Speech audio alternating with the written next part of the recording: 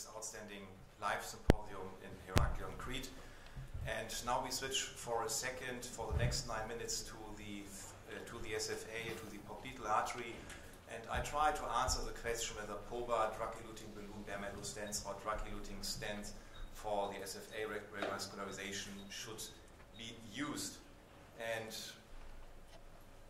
I think this is a difficult question. And before answering, or before I try to answer this kind of question, I think we have to rethink what are the elementary keystones of femoral popliteal artery disease treatment. And this is definitely the first step, lesion access. The second step is definitely lesion crossing, then lesion treatment, and this will be my topic. And last but not least, I think one have to evaluate lesion follow-up, means the medication regimen.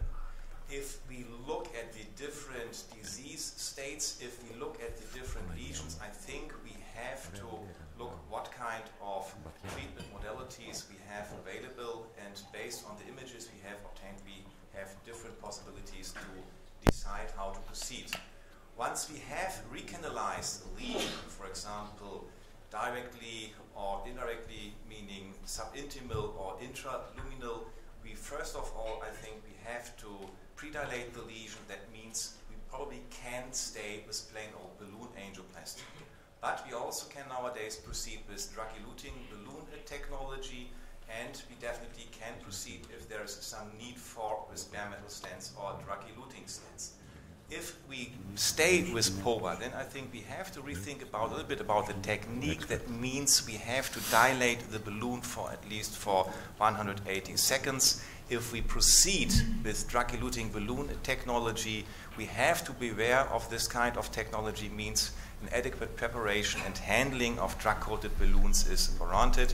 And if we go ahead with stenting, meaning with bare metal stents or drug-eluting stents, we have to keep in mind that the deployment and the sizing of these devices is of utmost importance.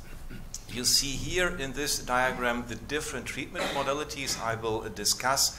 They address different things like dissection treatment, recoil, scaffolding, don't leave any metal behind, or providing a therapeutic drug. But please keep in mind, the more distinguished the technology is, the higher the cost will be, meaning it will the increased treatment cost of everything.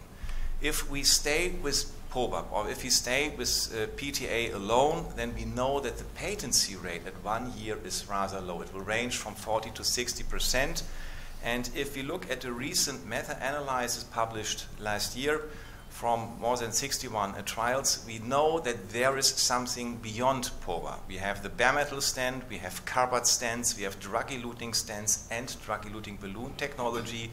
And all these kind of technologies will achieve higher patency rates, primary patency rates at 12 months, as presented here in this diagram, up to, I would assume, at least 80%, based on this kind of meta-analysis.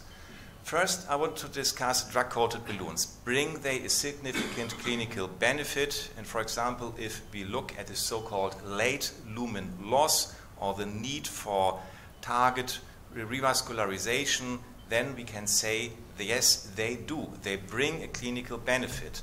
And I think there was one kind of landmark trial, the Impact Admiral trial, and they were published by Tepe this year in Circulation, and in terms of 12 months primary patency, this kind of trial has shown in the SFA that there's a highly significant improvement in terms of primary patency of more than 80% for drug-coated balloon technology compared to PTA with only around about 50%. There are other ongoing trials, and probably you know the Levant trial is now also under publication in the New England Journal of Medicine, representing similar results. But as I mentioned earlier, if we deal with drug-eluting balloon technology, we have to be aware of this vulnerable device, and these devices have to be durable, these devices have to be robust, and for example, the drug elution has to be uniform in order to achieve a consistent dose to the vessel wall.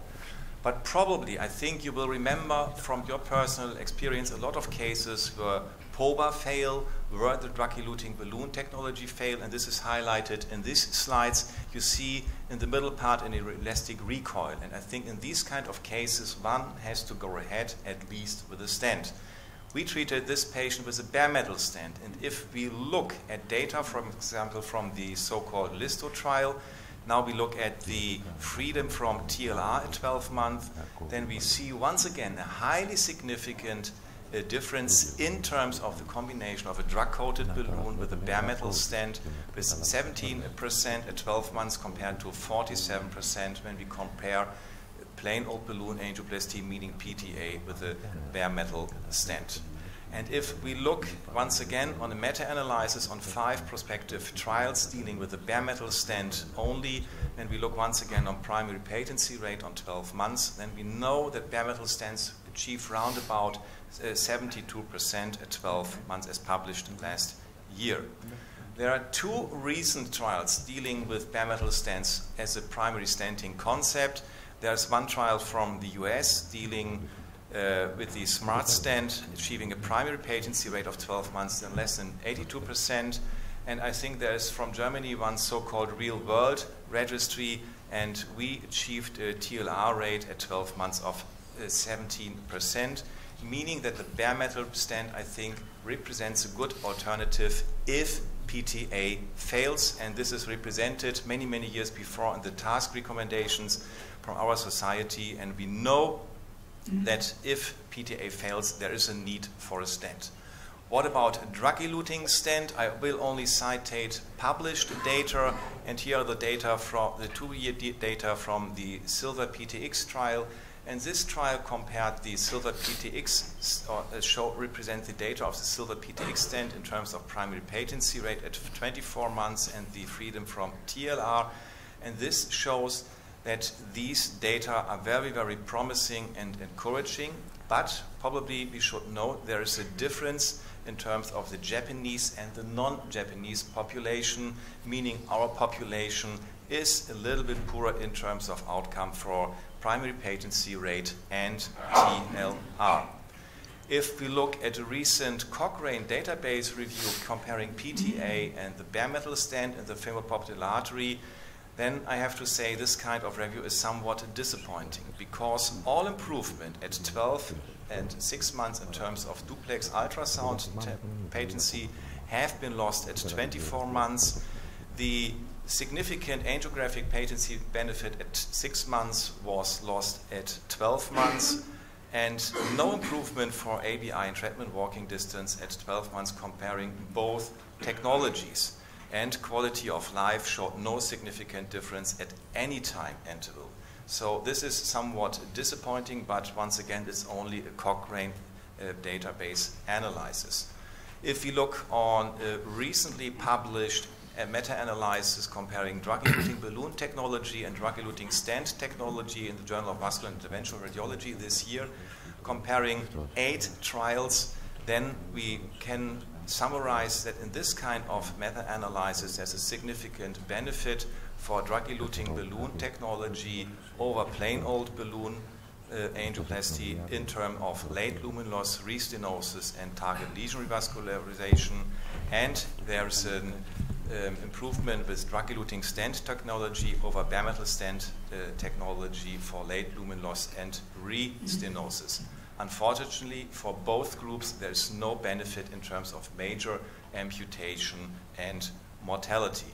So my conclusion or my take-home message would be summarized as follows. I think in the femoral artery, it is of utmost importance to prepare the lesion, meaning once we have crossed the lesion successfully with the outstanding wire technology, CTO technology, and so on, as Dimitrios Tsetis previously stated, I think we have to go ahead with a PTA. PTA has to be sufficient, meaning that we need at least 180 seconds. We call this long-term PTA, and then we can plan future treatment steps. And I would recommend nowadays, from the data we have so far available, that we can go ahead with drug-coated balloon technology followed by PTA in order to enhance primary patency and to decrease the TLR rate.